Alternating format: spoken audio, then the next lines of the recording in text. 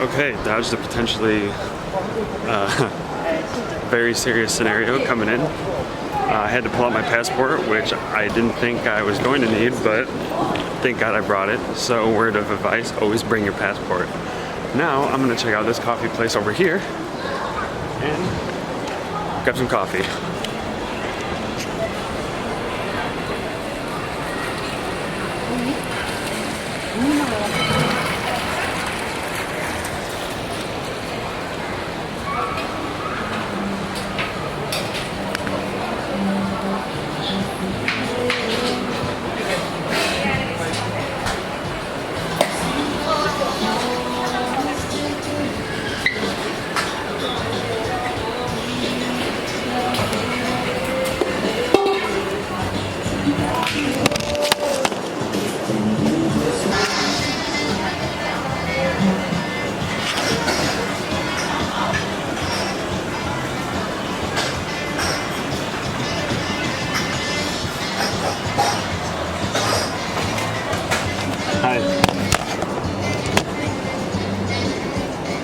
Can I get a vanilla bean cream latte, please? Can I get a large?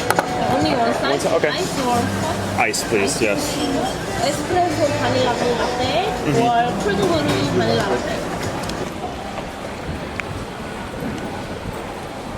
Okay, I have to find 245 somewhere. And holy cow.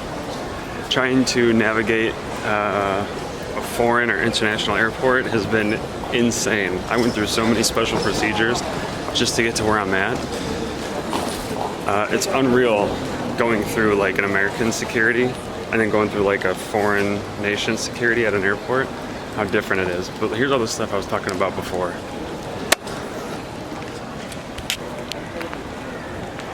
They have all of these luxury stores in this mall that's like attached to the airport.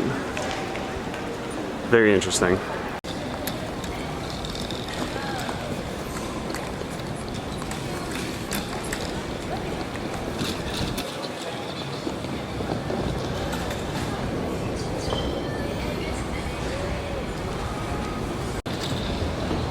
Almost there. Just about found it. Here we are, finally. Now time to find something to eat.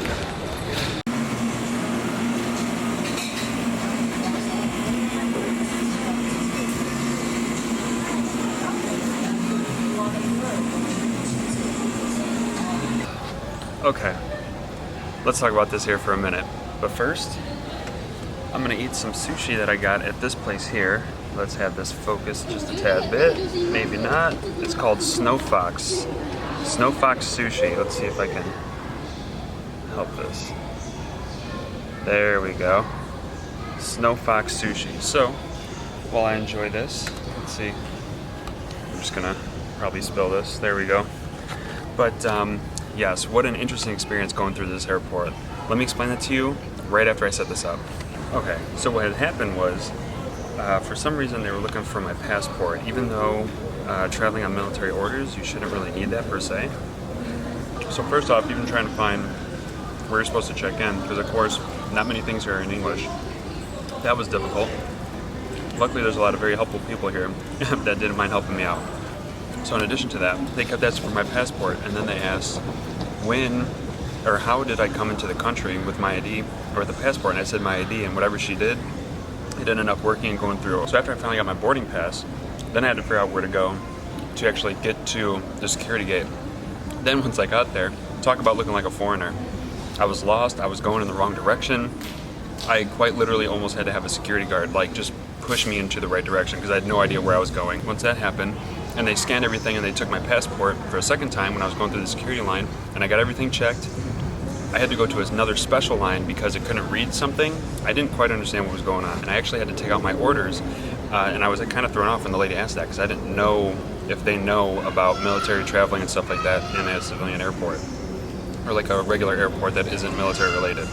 So I showed her my orders in hopes that she knew what she was talking about, and I was giving her the right thing.